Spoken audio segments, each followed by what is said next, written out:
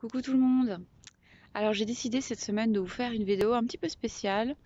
En fait, elle est complètement improvisée. J'étais en train de me balader pour m'occuper de moi, je vais vous expliquer pourquoi. Et j'ai dit, il faut absolument que je parle des ruminations.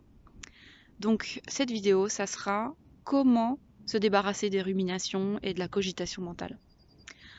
Donc je vous fais cette vidéo parce qu'en fait, on a tous des événements extérieurs dans notre vie qui sont neutres, hein, qui sont ni positifs ni négatifs, mais on les subit ou pas.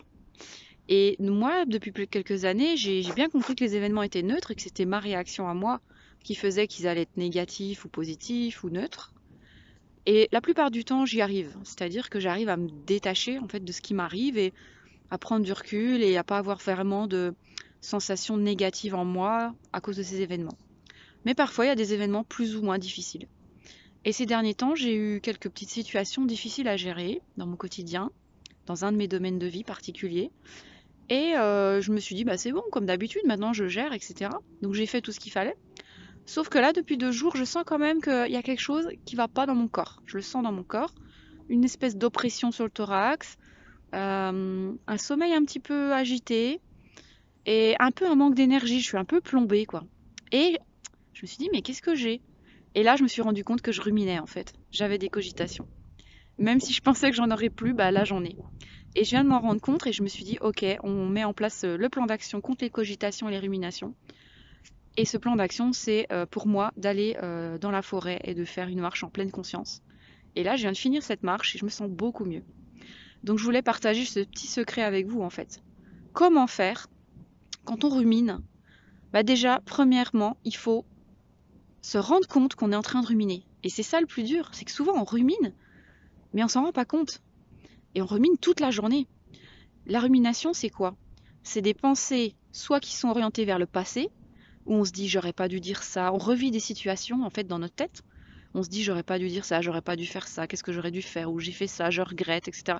Et on revit tout le temps la situation. Ou alors des pensées plutôt projetées vers le futur, où on s'inquiète vers le futur et on projette. Et on est en train de se dire comment je vais faire ça, comment je vais trouver une solution, comment je dois agir, qu'est-ce qu'il faut que je fasse, je vais jamais y arriver, c'est la catastrophe. Et on projette tous des plans comme ça dans notre tête toute la journée. Alors moi je suis plutôt du type futur, je suis plutôt en projection anxieuse qu'en rumination nostalgique ou rumination vers le passé. Mais peu importe, chaque personne a un peu un type de rumination. Donc déjà ça peut être intéressant pour vous de voir quel type de rumination vous avez vous. Est-ce que vous êtes plutôt anxieux pour le futur ou plutôt en train de revivre quelque chose, une situation passée, et d'essayer de revoir si ce que vous avez fait était correct, pas correct, comment vous auriez dû agir. Et donc, je vous invite, la première clé, c'est de, tous les soirs, peut-être faire un petit bilan en 5 minutes de votre journée en disant, est-ce qu'aujourd'hui j'ai vraiment vécu des instants au présent, j'étais dans mon présent, ou est-ce que j'étais en train de penser au passé, ou de m'inquiéter pour mon avenir. Donc là, ça veut dire que j'étais en train de ruminer. Et est-ce que cette rumination, je l'ai eue toute la journée, 1 heure dans la journée, combien de fois, etc. C'est important déjà de faire ce petit diagnostic pour vous rendre compte un peu de l'ampleur. Et est-ce que cette rumination, elle m'entraîne un état interne qui est difficile pour moi? Par exemple, moi je vous ai parlé de mon état interne là, qui était un peu oppressé. Je suis un petit peu oppressée depuis quelques jours et comme une plaque, vous voyez, sur mon thorax. Donc ça peut faire de l'oppressement, ça peut faire de la tristesse, ça peut faire de l'anxiété. Et ça, c'est en fait, les ruminations sont à l'origine de plein de fonctionnements de notre corps très très désagréables, de sensations très désagréables. Donc ça peut être un indice. Si vous sentez toujours des sensations désagréables, certainement que vous êtes en train de ruminer sur le passé ou sur le futur. Et donc une fois que vous êtes rendu compte de ça, bah, c'est pas de rester comme ça. C'est de vous mettre en action parce qu'en fait, on a le pouvoir de changer notre état interne. C'est ça qui est génial, maintenant je le sais.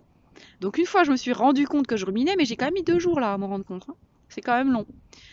Et ben je suis partie marcher et je suis partie pas très bien quoi. Je me suis dit ça va peut-être servir à rien.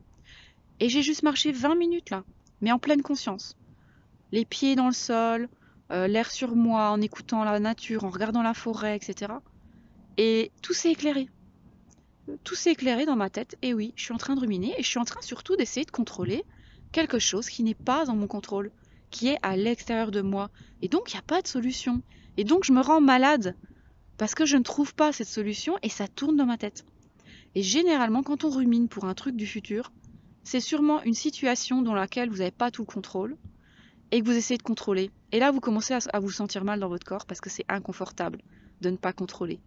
En tout cas, pour moi, ça l'est. Et donc, faut que j'accepte qu'il y a des choses que je ne peux pas contrôler, qui sont à l'extérieur de moi, et que je me recentre sur ce que je peux contrôler, ce que je peux faire pour moi. Voilà ce que ça m'a donné cette marche de 20 minutes, et je me sens beaucoup plus sereine. Je ne ressens plus, là, tout de suite, cette plaque sur moi. Alors, c'était pas non plus horrible, mais quand même, je la sentais.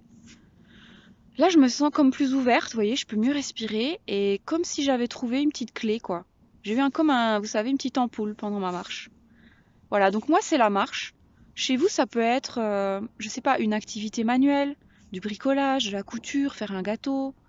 Ça peut être ça qui vous sort en fait de vos ruminations, qui vous remet à l'instant présent. Ça peut être de la méditation tout simplement.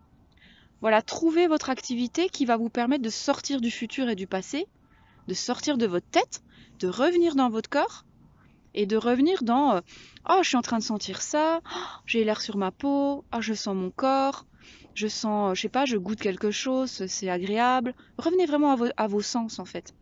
Ce que vous entendez, ça peut être écouter de la musique pendant quelques minutes. J'ai remarqué moi aussi que quand je faisais du piano, par exemple, ça me sortait complètement de mes ruminations.